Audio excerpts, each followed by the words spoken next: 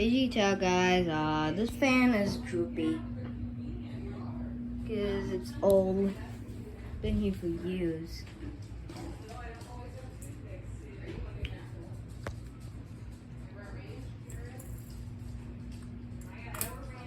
Wait.